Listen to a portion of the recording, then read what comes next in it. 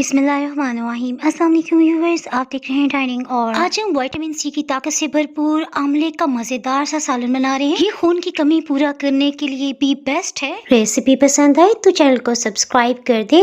Bell icon को all पे कर देने से आपको वीडियो का नोटिफिकेशन सबसे पहले फ्री में मिल जाएगा। ताज़ा आमले का सीजन अभी नहीं आया, सो हम खुश्क आमलों का इस्तेमाल कर रहे हैं। ये नॉर्मल पाकिस्तानी आमला है। अगर आप इंडियन आमला लेंगे तो उसमें से पहले से बीज निकले हुए होते हैं। खुश्क आमला लेवल करके 1 कप हमने लिए। सबसे पहले इसमें से हम चेक कर लेते हैं कोई भी बीज के पीसीज हैं तो उन्हें निकालेंगे। आमले की स्किन में से भी अच्छी तरह से मिट्टी या डस्ट निकल जाए। इससे हम 10 मिनट तक के लिए पानी में भिगो रहे हैं। पानी में डिप रहने की वजह से इसकी स्किन पे जो भी मिट्टी है ना वो पानी में शामिल हो जाएगी। उसके बाद हम इसे धोएंगे। इसे साइड पे कर देते हैं। इसी टाइम के दौरान हमने एक हरीर ली है। ये देखिए, मैं आपको जूम करके दिखा रही हूँ। इस तरह से है। 2 भेड़े ले लिए हैं। ये आपको आसानी से हर्बल शॉप से मिल जाएंगे। ये हाजमे को बेहतर करने के साथ साथ फ्लू और दिमागी कमजोरी के लिए भी बेस्ट है। हरीर को हरड़ भी कहा जाता है। इसकी स्किन सख्त होती है, सो हम इसे किसी भी जिपलॉक बैग में डालते हुए कूट लेते हैं। इस तरह से तोड़ लेने की वजह से इसमें से गुठली या बीज आसानी से अलग हो जाएंगे। इसकी गुठली काफी नरम होती है, सो देखें इसके भी छोटे छोटे पीसेस हो गए। इन पीसेस को निकालना बहुत जरूरी है।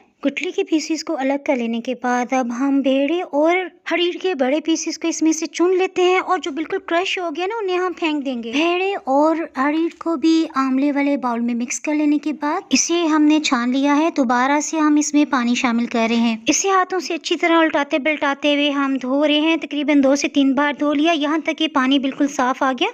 अब हम इसे 1 घंटे के लिए कवर करके रख रहे हैं। पानी रूम टेम्परेचर का ही था। देखिए 1 घंटे में आमले बिल्कुल नरम हो गए हैं। फिर इसके दरमियान इससे गुठली को निकाल रहे हैं। आप चाहें तो इंडियन आंवला भी ले सकते हैं, उसमें से गुठली पहले से निकली होती है। इसके साथ ही मीडियम लो हीट ऑन करते हुए आधा कप कुकिंग ऑयल शामिल कर रहे हैं। आप चाहें तो घी में भी बना सकते हैं। शोरबे या ग्रेवी को गाढ़ा बनाने के लिए हम 2 दरमियानी साइज के प्याज ले रहे हैं। अगर हम चॉप करके इसमें डालेंगे ना तो मसाला बहुत जल्दी तैयार हो जाएगा। चॉप प्याज के साथ ही हम 1.5 टेबल स्पून यानी 1.5 खाने वाला चम्मच लहसुन अदरक का पेस्ट डालते हुए अच्छी तरह से इसे भून लेते हैं। प्याज की रंगत अगर डार्क ब्राउन हो जाए तो सालन के जायके में फर्क आ जाता है। सो लहसुन अदरक और प्याज को सौटे करते हुए जैसे ही सुनहरी रंगत आई ना, साथ ही हमने एक बड़े साइज का टमाटर डाल दिए।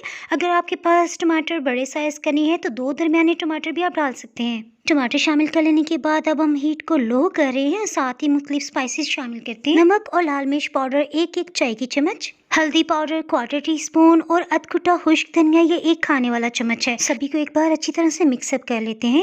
लो हीट की वजह से आहिस्ते आहिस्ते टमाटर घुलने लग गए हैं। इस पे ज्यादा मेहनत करने की जरूरत नहीं है। सिर्फ 1 से 2 बार थोड़ा सा 2-3 चम्मच पानी डालते हुए हम भून रहे हैं। अब आपके पास 2 ऑप्शन हैं। या तो आप इसे ब्लेंडिंग जग में डालते हुए अच्छी तरह से ब्लेंड कर लें, अदरवाइज आप हैंड ब्लेंडर का इस्तेमाल भी कर सकते हैं। ब्लेंड कर लेने की वजह से देखें जबरदस्त सा मसाला तैयार हो गया है।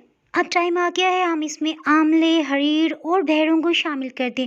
सो कोई भी जाली वाला चम्मच ले लें। जिस पानी में हमने इन्हें भिगोया हुआ था उसे बिल्कुल भी ज़ाया नहीं करना, बल्कि ये डाल लेने के बाद इस पानी को एकदम से नहीं उंडेलना। में भी इसके नीचे कोई मिट्टी के ज़रात ना हो। आहिस्ता आहिस्ता इस पानी को डालेंगे और जो नीचे का हिस्सा थोड़े सा पीसीस बच के है ना उन्हें हम गिरा देंगे। आमला, हरीर और भेड़ों को हमने 1.5 कप में भिगोया हुआ था। मजीद 3 कप पानी इसमें शामिल कर देते हैं। अभी तक हीट तो बिल्कुल लो थी ना, अब हमने हीट को मीडियम कर दिया है। इसके साथ ही हमने 1 चम्मच सौंफ ली है। इसे अच्छी तरह से धो लेते हैं ताकि कोई भी मिट्टी की ज़रात हो ना वो निकल जाए। सौंफ की वजह से इसका जायका बहुत ही मजे का बन जाएगा और ये इससे हाजम भी बनाती है। इसके साथ ही हमने 1 चम्मच भर के खसखस ली है। खसखस को किस तरह से धोया जाता है ये मैं आपको दिखा देती हूँ। बाउल में हमने पानी डाला है। इसे अच्छी तरह से मिक्स कर रहे हैं। देखिए मिट्टी के जो भी ज़रात होंगे ना वो नीचे की सतह पे चले जाएंगे। अब हम इसे निथार लेते हैं। इसके लिए बारीक सुराख वाली आप पोनी या छिलनी का इस्तेमाल कर सकते हैं। खसखस से बहुत मजे की हमने चाय भी बनाई है। अगर आप वो देखना चाहते हैं तो ऊपर दाईं साइड पे आपको लिंक नजर आ रहा होगा आई बटन में, उससे क्लिक करेंगे ना तो रेसिपी ओपन हो जाएगी, आप उसे देख सकते हैं। खसखस के साथ साथ मेथी भी फ्लू और खांसी में बहुत फायदेमंद होती है। सो 1 टेबल स्पून हमने कसूरी मेथी डालते हुए, क्योंकि बॉइलिंग पॉइंट पे आ गया, ढक्कन से कवर कर दिया। बिल्कुल लो हीट पे पकते हुए तकरीबन 50 मिनट हो चुके हैं। बादाम को हमने गर्म पानी में भिगो दिया था। सो इनका छिलका उतारते हुए अब हम इन्हें चॉप करके शामिल कर रहे हैं। आमले के सालन की ये रेसिपी मेरी दादी माँ और अम्मी जान हमेशा बनाया करती थी। धनिया के बाद अब हम इसमें 1/4 टीस्पून गरम मसाला शामिल कर लेने के बाद अच्छी तरह से मिक्स कर रहे हैं। विटामिन सी की ताकत से भरपूर ये सालन खट्टा खट्टा कोई थोड़ा सा तुलसा होता है, बहुत ही मुझे पसंद है। ये सालन जब भी बनता है ना तो ये क्रिस्पी पराठों के साथ तो बहुत ही मजा देता है। सो आज तो ऑमलेट की छुट्टी हो गई, हमने मजेदार से क्रिस्पी क्रिस्पी पराठों के साथ मजे ले लेके खाया। चकोर और तिकोने पराठे किस तरह से बनाए जाते हैं ऊपर आपको आई बटन में लिंक नजर आ रहा होगा। इसके अलावा आप डिस्क्रिप्शन बॉक्स से भी इसकी रेसिपी देख सकते हैं। टाइम आ गया इसे टेस्ट करने का। बहुत ही मजेदार। रेसिपी पसंद आए तो लाइक करने के साथ साथ फ्रेंड्स एंड फैमिली में जरूर शेयर करें। डाइनिंग हॉल पे मजीद रेसिपीज देखने के लिए नीचे आपको ब्लैक सब्सक्राइब का बटन नजर आ रहा होगा, उसे क्लिक करने के साथ साथ अगर आप बेल आइकन को भी प्रेस कर देंगे ना तो नई अपलोड होने वाली वीडियो का नोटिफिकेशन अपलोड होती है सबसे पहले आपको फ्री में मिल जाएगा। इसके अलावा आप फेसबुक पे भी फॉलो कर सकते हैं।